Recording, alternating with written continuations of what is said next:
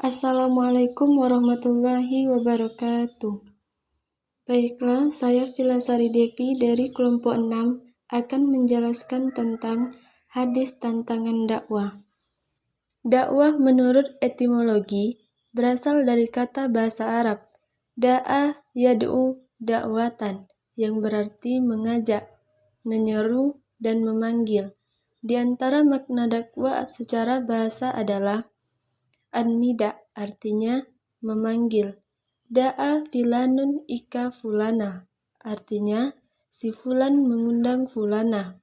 Menyeru ad-du'a ila syar'i, artinya menyeru dan mendorong pada sesuatu dalam dunia dakwah. Orang yang berdakwah biasa disebut da'i, dan orang yang menerima dakwah atau orang yang didakwahi disebut dengan mad'u.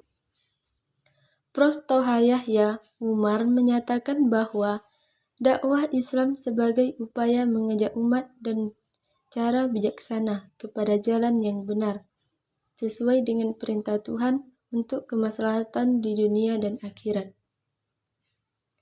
Secara singkat dapat disimpulkan bahwa dakwah merupakan suatu aktivitas yang dilakukan oleh informan da'i untuk menyampaikan informasi kepada pendengar mad'u mengenai kebaikan dan mencegah keburukan. Hadis tantangan dalam dakwah. Barang siapa yang menunjuki kepada kebaikan, maka dia akan mendapatkan pahala seperti pahala orang yang mengerjakannya. Sahih Muslim 1893.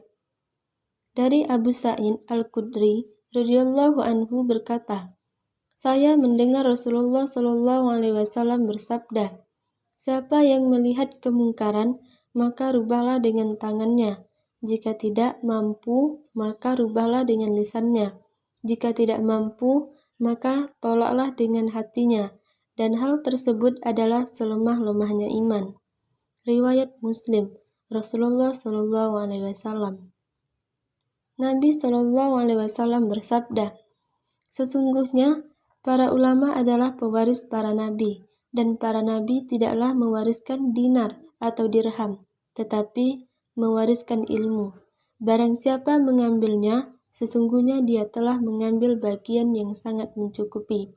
Hadis riwayat Abu Daud. Bentuk-bentuk tantangan dakwah. Semua aktivitas yang dilakukan manusia mesti mengalami tantangan dan hambatan, tidak terkecuali dalam menjalankan dakwah.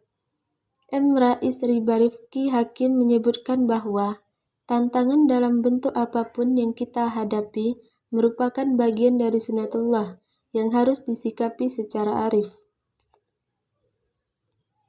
Dalam menjalankan dakwah, secara umum terdapat dua tantangan yang mesti dihadapi da'i, yaitu tantangan yang bersifat internal dan eksternal. Tantangan internal. Tantangan internal merupakan sejumlah persoalan yang muncul dari dalam diri umat Islam sendiri.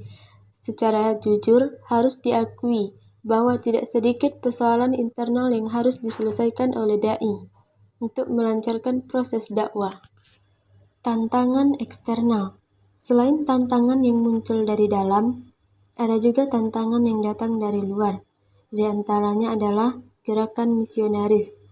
Tantangan yang tak kalah penting untuk diperhatikan dan disikapi secara serius adalah gerakan misionaris, yang secara terus-menerus ingin memperdaya umat Islam agar mengikuti agama mereka.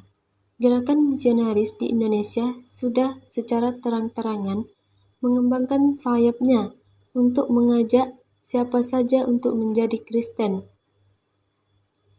Hari Bawono menjelaskan bahwa sejak tahun 2000 yang lalu, terutama setelah pemimpin negeri ini mengundang Presiden Gereja Gordon B. Hinckley pada tahun 2000, maka kegiatan misi baik misionaris asing maupun lokal sudah secara terang-terangan mengembangkan misinya di kalangan masyarakat Indonesia. Rekayasa global. Kehidupan manusia di alam ini selalu dikelilingi oleh berbagai bentuk rekayasa, terutama yang dilakukan negara-negara maju.